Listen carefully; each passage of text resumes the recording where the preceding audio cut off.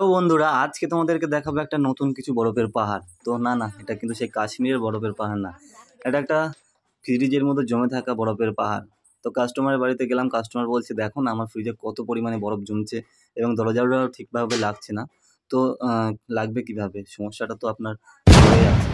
তো আমি প্রথমে তোমার গ্যাস কিটটাকে চেঞ্জ করব। গ্যাস কিটটা দেখো কত পরিমাণে হার্ড হয়ে আছে। তো এখন একটা নতুন গোদরেজ কোম্পানির অরিজিনাল গ্যাস কিট নিয়ে চলে এলাম। তো গ্যাস কিটটা এবার দেখো আস্তে আস্তে সেট করে নিলাম। এই সমস্যাগুলো অনেকেরই বাড়িতে হয়ে থাকে। তো তোমাদের বাড়িতে এই সমস্যা যদি হয়ে থাকে দেখবে খাবারের চারিপাশে জল ঝরবে, ফ্রিজের মধ্যে অতিরিক্ত পরিমাণে বরফ জমবে, কারণ হাওয়া ঢুকছে। দেখো গ্যাস কিটটা চেঞ্জ করার পরে কত সুন্দর ডোরটা লেগে গেল এক চান্সে। তো এই ফ্রিজার ডোরটাও ভাঙা ছিল। চলো এখন ফ্রিজার ডোরটাও চেঞ্জ করে দেবো। তো ফ্রিজার ডোরটা চেঞ্জ করতে গেলে আমাকে আগে ফ্রিজের বরফগুলোকে ডিপের বরফগুলোকে মেল্ট করতে হবে। তো বরফটাকে মেল্ট করতে গেলে এখন গরম জলের প্রয়োজন। তো চলো আস্তে আস্তে করে গরম জল ঢেলে ফ্রিজের বরফগুলোকে মেল্ট করে নিই।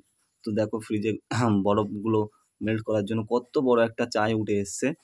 তো প্রায় মেল্ট করা কমপ্লিট হয়ে এসছে। তো এখন এখানে একটা নতুন ফ্রিজার ডোর সেট করব। তো দেখো ফ্রিজার ডোরটাকে সেট করার পরে ফ্রিজটা ভিতরটা কত সুন্দর লাগছে। তো এরকম সমস্যা তোমাদের বাড়িতে হয়ে থাকতে পারে। তো এই সমস্যাটা হলে কিন্তু ইলেকট্রিক বিল একটু বেশি আসবে। তো যত সম্ভব তুমি কোনো টেকনিশিয়ানকে ডেকে তোমার ফ্রিজটাকে সারিয়ে নাও।